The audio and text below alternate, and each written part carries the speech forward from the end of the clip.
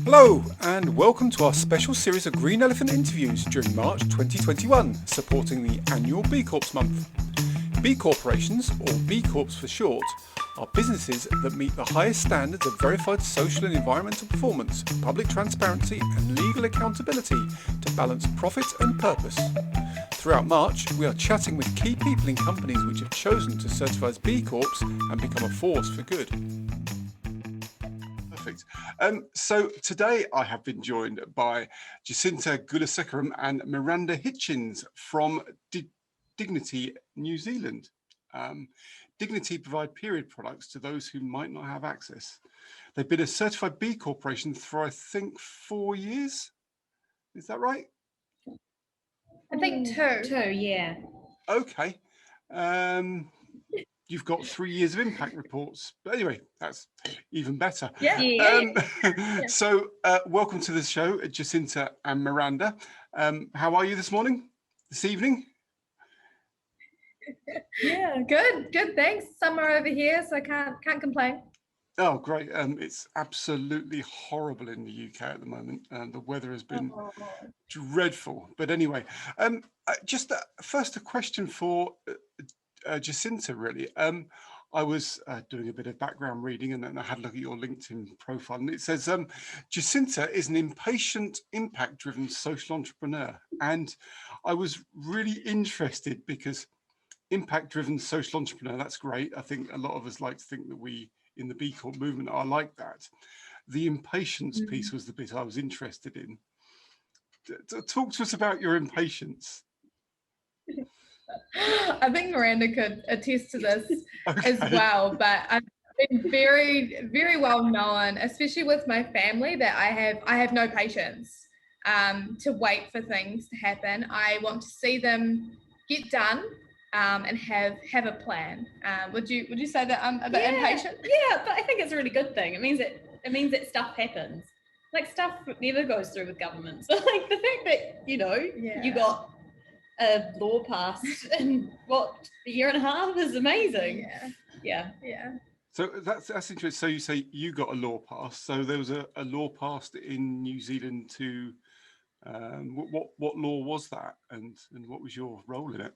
Yeah, so I led a collaborative campaign with the period industry to have free period products for students in New Zealand, very similar to how UK, Wales and Scotland did that, and nothing was happening here, and I was sort of waiting, and then the opportunity came up to start a petition, bring people together and force that change, and now that has come through, and there's budget secured for the next 3 years. I think that we're lucky in New Zealand that it is small and very interconnected, so you can make things happen. But it is part of my nature of just making things happen, and not taking excuses and just having a plan.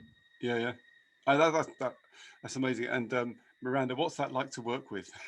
No, it's good. It means that stuff happens. You can't be scared of failure in the same way, because you just have to keep on going and pushing through. So it's good, because I'm quite risk averse, so it's nice. It's a nice balance. Good to have the balance. Yeah. So in terms of your B Corp status, I mean, you said you've been a B Corp for a couple of years, but you've been doing an impact report for a little bit longer than that. So that's and I noticed the company was only founded 3, 4 years ago. So you've excuse me, you've gone quite quickly from starting to becoming a B Corp. Most B Corps, it takes them a while to kind of find their way into that. So was there a kind of a reason behind that, or what was the story behind becoming a B Corp so quickly in your history? Yeah, well, social impact is the reason that we started. So we became a business because we wanted to solve a social problem. And so once we kind of got past our first startup period, so the first 2 years, we were already doing impact reporting. We already offset our carbon. We essentially were an impact business, and we were at the stage where we wanted to be taken credibly, and so we saw that B Corp was the way to do it. And saw lots of international businesses had done it, and some of the businesses here that we looked up to in New Zealand, so it felt like an actual step for us. So you're already essentially a B Corp at heart. You just Yes. didn't have the stamp and the badge, Yeah. and thought you would do that. And I Okay. think it was a bit of a challenge too, to actually test, like, we are saying that we're this, impact business. How about when we actually have a test, or actually an accreditation to measure ourselves against, to actually see if we are what we're telling people. Yeah. So it's like somebody else has said that you're an impact business. It's not just you saying it, is Yeah. it? It's that Mm-hmm. external third party. So so you started an impact business, and you explained why you became a B Corp. What do you think it brings to Dignity being a B Corp? What is it that it gives you that you wouldn't have if you weren't? I think it gives us a lot of credibility. Like, as we said, everyone, lots of people know what the B Corp is. And so it shows that we are legitimate in what we do, particularly organizations that have started to embark on it themselves. And a lot of our customers were on that journey, or wanted to be on that journey. And so it worked well for us in that sense. Yeah. And in New Zealand, because we don't have a legal status for an impact business, it was a way for us to showcase who we are in a very certified way. That is public, that is well recognized, and it was a real challenge, and that we had to really go through all the different steps to complete the whole process. Yeah. And so you mentioned it was a challenge. Did you find, obviously all B Corps, for listeners that don't know, have to go through an assessment process, and you have to fill in quite a detailed assessment form, and then you have an assessor comes and looks at that, and you come out with a score, and hopefully your score is over 80. And did you find that you came out the right side of 80 when you started, or did you have lots of work to do to get yourselves there? Or we definitely got there, but I think being a small business, and there were a lot of things we were doing but not necessarily codified or written down, or so there were a lot of things, and it was a really good way for us to actually cement those practices in the business, especially going forward, if we weren't going to be full-time involved, that there are now those codified rules, I guess, that are very part about impact business. So there are a few things, and the B Corp team were really friendly and really nice, because we are a small initiative. They're helpful. So, yes. And not necessarily an easy impact model to just put into a box. Because it was the buy one give one that we had to work through because our model was based on customer purchasing sanitary items for their staff, as well as the equivalent for people without access. Because we are facilitating that, it was trying to figure out how we owned that impact in relation with our customers too. So it was good to go through that and be sure that is a great way to develop them. So coming on to the Dignity service, how does your service work? Because I think from what I could read, there are a couple of different aspects to the way it works. So just want to sort of talk us through the service and how it works. So when we first started, so it was based on that buy one give one model with corporate. So we saw that there were news reports out at the time. I think this was in late 2017 start, was it 2018? 2016. Oh, wow. So late 2015. I know. There was early news reports about students not going to school because they didn't have access to period products. And so we wanted to try and develop a solution to that, and trialed a few different ideas. And what really stuck was this buy one give one model, because it was, as we said, businesses would purchase period products for their staff as well as people without access. And that we found to be a really sustainable way to keep the impact flowing, to make sure that we weren't just doing one-off donations to schools and then drying up in supply, but being able to continue to give to them.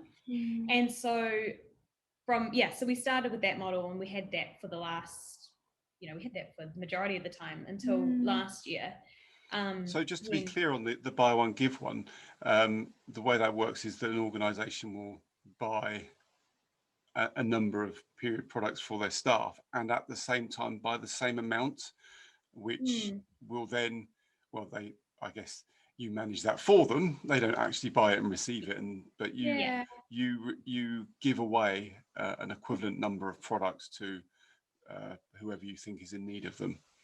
Yeah. So we've got a team package of 10 boxes. The workplace gets that. We've got really nice display units, so they're in the bathrooms for the staff, and then we will send the 10 boxes to groups that we support in the community. Yeah, so we view it, so there's kind of two issues being solved here. So there's period poverty, which is where people directly can't afford products and they need them. And then there's period equity, which is about the kind of gendered financial and emotional burden of having a period. So around the extra cost and emotional labor it is to like have products on you at all times and things. I mean, it's a surprising thing, and I guess I was aware of this, but I guess lots of people won't be, is that there is a such thing as period poverty in, developed westernized countries, that you wouldn't have thought this existed really. I mean, how bad is that problem? How widespread is it? It's it's really significant. So when we first started, we'd just seen these news reports and we weren't sure how real it was. So we went and talked to schools, and we found that not only was it real, but it was really quite prevalent. And so basically, we test with schools. We get them to communicate with their students to see what is required, and then we give based on that. And we have found that the products are used and they're needed, and we've reported that people have felt increased feelings of confidence having products. We also found that staff were buying them out of their own pocket. And so we've been able to help stop that. We found that students were able to participate in sport and absenteeism reduced. So there are all these layers factors that it was real and it was there. So so that was a shock to us because it hadn't really been around, and I think because of the stigma behind it, society in general hasn't in the last 10 years. And so obviously I'm of the male sex, and what would you, and we tend to be, this is a very broad generalization, but we tend to be in those, if you look at boards of directors in larger companies, they tend to be white male dominated, and obviously a lot of the financial decisions and things are white male dominated. And what would you say to that kind of group, that they need to be aware of and they need to know about this issue? Because I think that's, it strikes me as that's, a problem, is that the awareness in that group who make these kind of decisions isn't where it needs to be. Yeah. I think, and that's the way we communicate about period products, is they are a necessity. They are like an office consumable. They are as needed as toilet paper and hand towels. That it's something that you need. So providing that, whether it's for your staff or if it's for those that are experiencing period poverty, allows them to have that confidence, to not feel that shame, to not make shift products, because they are expensive, and then also people get caught short. Yeah, and that's something, again, as a man, that, and you mentioned that, Miranda, about having to always have something on you and always be aware and stuff. It's not, it just is outside of our experience to that issue, and so therefore it's not something you ever think of. So it is, it is difficult from, and going back to making these decisions, making the choice to do buy one give one, making that into it's mandatory, like buying all your other things. It's, I think, for me it seems obvious, but I'm not sure it would seem obvious to everybody making those decisions. So when you've had these conversations, have the people you've spoken to just said, yeah, of course, that's obvious, we'll do that? Or has it been challenging in sort of trying to, get to where you want to be? I think there's two camps. I think there's people that really get it, that really, really, really get it. And so we don't actually need to do much convincing. It's actually more a logistics conversation. We were really nervous when Xero, who was our second customer, we had a meeting booked with them, and we were ready to have all these propositions and why it was important. And the first question she asked was, okay, how big are the boxes for the bathrooms? She was already convinced. So I think a lot of people already understand that this is a no-brainer to provide in a workplace and a well-being sense. There are some people that don't get it, and then if they don't, you're actually going to really struggle to convince them otherwise until there's that tipping point. We've got 40 organizations around New Zealand, like Xero, ANZ, banks, law firms, etc., providing these because they believe in our mission and their values aligned. And some of those are BCorp. So I think that's what we would prefer, is that people believe in our mission, because it's not just about providing the products, it's actually believing in our whole ethos. Yeah. And I think we've definitely, because we've been around 4.5 years, it's changed too. When we first started, it was quite a novel concept. And when we first were developing this idea, not everyone got it. And it's definitely become more mainstream. Like there are lots of organizations now providing, pads and tampons in the bathroom with us, but then also just doing it off your own back too, which is really cool. Yeah. So, and it's part of the gender tick accreditation, which is like a business. So that's, which also shows it's becoming mainstream. Great. They're not coming to get you, are they? There's a police siren in the background. Sorry, probably not. Oh, sorry. That's great. It's better than the usual dog. You mentioned a couple of names of Xero and ANZ, and you've got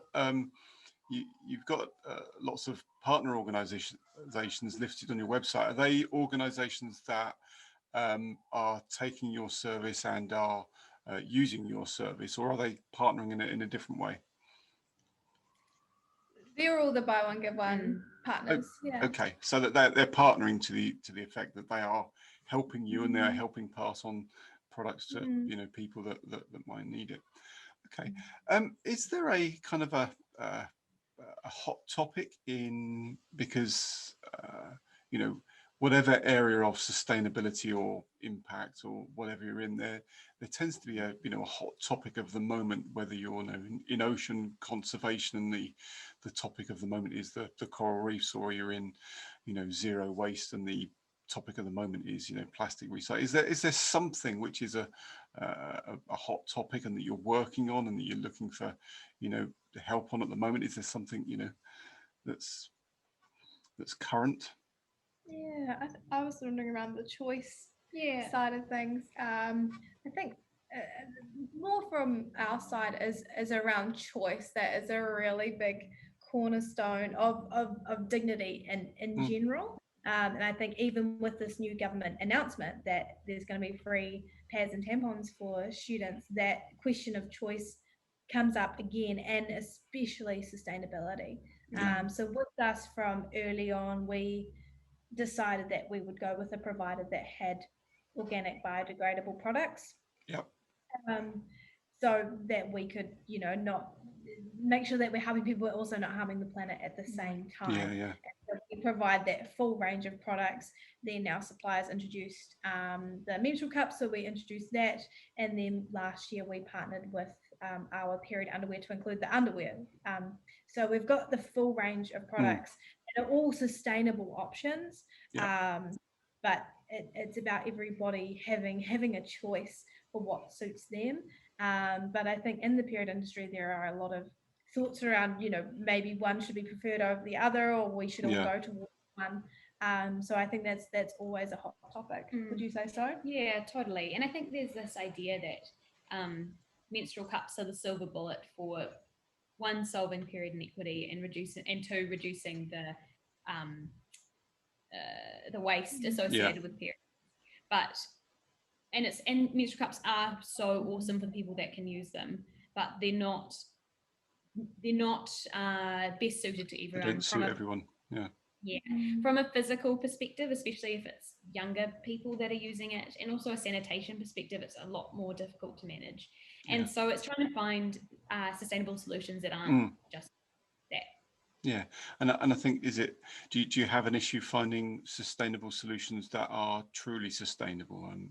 Because I was having a conversation last week with somebody that said they had a biodegradable plastic carrier bag, and they'd had it in a jar of seawater for 8 years, and it was still there, and it hadn't degraded at all. So they've been told it was, It's funny. you know, Yeah, I know that, but I think, you know, we see it a lot, don't we, where products are meant to be biodegradable or compostable or organic or whatever, and then actually when you come to look for them and source them, we've had this trying to source products, is that finding ones that truly are is a challenge. And I don't know if you have any issues in that space. yeah. I mean, definitely. I mean, there's no silver bullet solution in general that does the job well and has no impact. But I think we've got a good balance with having so we've got the pads and tampons that we supply are made out of just cotton instead of being plastic like the majority of other other suppliers are. And so we know that because it's cotton, it breaks down after use. It breaks down in 5 years, which is still a long time, and that's still but it's not 500 years. Yes, yeah. So absolutely. It's not perfect, but it's but I think we get lost in the idea of perfection, particularly in the sustainability movement. We're all seeking perfect, and actually imperfect is pretty good sometimes compared to where we are. So so back on the BCorp thing, as a BCorp, we have to constantly recertify and prove that we're continuing to do the right thing.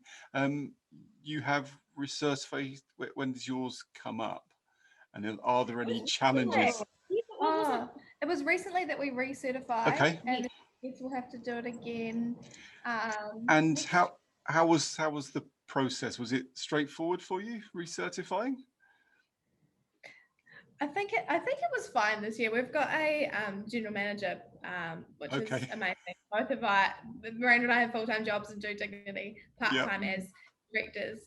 So our general manager might have had to do a bit of the back and forth, but I think we did really well in our first round, and not much has changed from previously. So I believe that it was all right. Maybe we'll have a bit more to do next year. And was there anything, because when you do the assessment, there are, you know, there are many areas where you think we could do more in that area, we could do more in this area. Were there any areas in particular you thought, yeah, this is a focus we'd like to improve where we are in our community or our governance or whatever? Any of those that you particularly identified? Or not? That's I don't know if it was related directly to the BCorp, but more diversity within our team probably could be better. Working on that. Yeah, that's absolutely one we identified, was diversity. And I think it really depends on where in the world you are. If you're not in the middle of a big multicultural city, it's very difficult to sometimes get the diversity you might want. Yeah, great. So we ask all of our guests to give us a recommendation of a book or a resource, a film, something they think that the listeners might find useful. So was there anything you'd like to recommend for the listeners? I was actually just thinking with it, having a think. Women Don't Owe You Pretty, the one that you lent me. Oh yeah. Yeah, that was a really interesting book, which was around women, you know, living the life that they want to live and having confidence and, you know, setting good boundaries and owning up to, you know, it was just a general good book in terms of being a working woman and trying to figure out how to do the right thing. Well, we'll get a link to that and we'll put it in the show page. Jacinta, was there anything you wanted to mention? Yeah, I mean, and that's quite inspired by the Slumflower book. I believe it's How to Get Over a Boy. I think it's called, and that's a really good read as well. The one that came to my mind was Shona Rhimes, Her Year of Yes. Oh yeah. And Shona Rhimes is an absolute powerhouse in herself. Her, you know, the Grey's Anatomy creator, and now the Bridgerton creator as well on Netflix. She's got this beautiful book, which is a really personal journey in her writing, and is incredible. And I think also because she's such a powerful person, actually understanding a bit of her own personal journey was really amazing. Yeah. Okay. Brilliant. Well, we'll put links out to those for our listeners. And finally, before we get on to our bit of fun with our fact or fake, if people want to find out more, to get involved, what's the best way for them to get hold of you?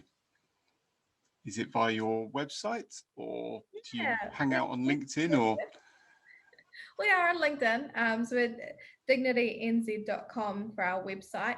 If you search Dignity space NZ on LinkedIn, we're there. We're _DignityNZ on Instagram, DignityNZ on Twitter. Yeah. We're on Facebook. So a number of different places they can get hold of you. Great. You'll find. Not TikTok, but No, okay. Anything but TikTok. Okay, great. We'll put links to all those on the show page. We won't link to TikTok, and great, and people be able to get hold of you. So normally my favourite time of these shows, but I'm not quite sure today because Miranda and Jacinta have very kindly prepared something. So I'm waiting to see what they've prepared for me. So over to you, really. Can you read that? Yes. Yeah. Okay. Do you want to do? Do you want to start with that one? Okay. Yeah. Okay. So you have to say whether it's fact or false, right? Yeah, a fact or a fake. Okay. And all of ours are very period questions, so we're all going to learn today. Maybe it's the same ones I researched, in which case I'll know them up front. Oh, then you'll know. Okay. Number one, do you have to boil a menstrual cup after use? Of all the things I thought I'd be asked at 5:30 on a Monday morning, that was not on the list, I'll be honest. Starting strong. I'm going to say that is a fake. I would have said that makes it a bit. Does that increase the difficulty of use and make it a bit of a? I'm going to say it's a fake. No, sorry. It's you do have to do it. Not each day though, right? After. Oh, really? At the end of your cycle. At the end of your cycle. At the end of your cycle. And it's for sanitation, and then it's fine to use afterwards. Okay. So that's one to you then. Okay, so the next one. So this is in New Zealand dollars. So so you may just have to mentally convert it. Yep. So it costs a person $5,000. Having a period costs a person $5,000 over their life. Ooh. 5,000. Yeah. Now I'm thinking that. 10,000 pounds? No, is it the other way? Over there? That's the other way. 2,500.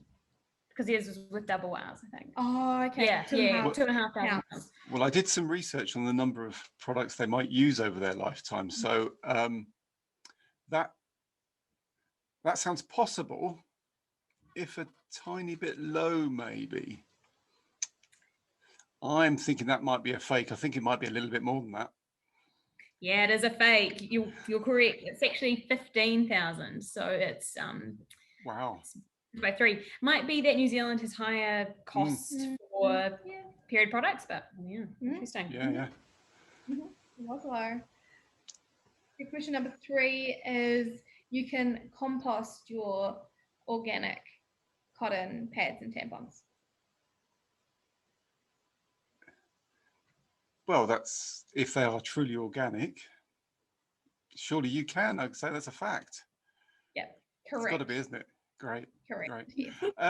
And as I prepared them, I might as well use it. Well, so I think what was that? 2-1 to me. As I prepared them, we might as well use mine and go for a bumper. So the ones that I came up with were for you. Period product manufacturers do not legally have to share their ingredients. Is that a fact or a fake? That's a fact. That's definitely a fact. Do you reckon? I reckon it's a fact, Okay, which is terrible. Like that sounds should be illegal, but I reckon it's a fact. Yeah, it is a fact. So there's any number of materials and chemicals that go into period products, and obviously that are getting into the bloodstream, and manufacturers don't have to share the ingredients. That is, I found that one absolutely frightening. There's been a new brand in New Zealand that says they're organic, but only a percentage of their product is organic. Yeah, they say organic when it's 10% organic, and they still put organic all over the box. Yeah, it's grim. That sort of thing drives me nuts. But anyway, so my next one was similar to your question on cost. Was the average woman will use, I said, 8,000 disposable period products in their lifetime. Is that a fact or a fake? I'd say that's a fact. Yeah, fair. I'd say it's a fact. It was 15,000. So it was Oh, similar to your cost thing. And finally, the last one I had was 1 in 10 girls aged 14 to 21 can't afford menstrual products. There's more than that. It has to be more than that. That was a pretty good study though that came out. Yeah, what was in that? It was, I wrote it down somewhere actually. Did you? Is that cheating? I put it in my book. That's fine. If you've come prepared, that's absolutely fine. I think it was slightly higher. I think it was like 14% or something. I think it's more than that. But maybe it's probably but that's also New Zealand specific. I don't know what. Yeah, but this study was really good, but I reckon it's more. Okay. So I'm calling false. You say false? What are you Yeah. gonna say? Yeah. Whatever. Yeah. Yeah, no, you're right. It's 3 in 10. So yeah, it was a little bit more than that. Brilliant. Jacinta, Miranda, that's been an absolute pleasure, an absolute joy. It's been eye-opening for me. I've learned things this morning. I hope that I'm sure the listeners will have learned things this morning. And it's been absolutely great to speak to you. And I wish you all the best of luck with your campaign and with your continued BCorp journey.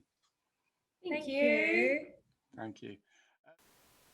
We really hope that you found this special BCorp month episode both informative and entertaining. Make sure you don't miss any of the other 31 interviews with B corporations who are striving to be a force for good. So make sure you subscribe to our podcast so you don't miss a thing. And don't forget to spread the word with others. If you have any questions about being or becoming a B Corp or any comments and suggestions about the show, please do get in touch. You can email studio@greenelephant.show or visit our website greenelephant.show. Or find us on Instagram, Facebook, LinkedIn, YouTube or Twitter by searching for Green Elipod or The Green Elephant Show. You can also review the show on Google and Apple Podcasts. Join us tomorrow and we hope you have a sustainable day.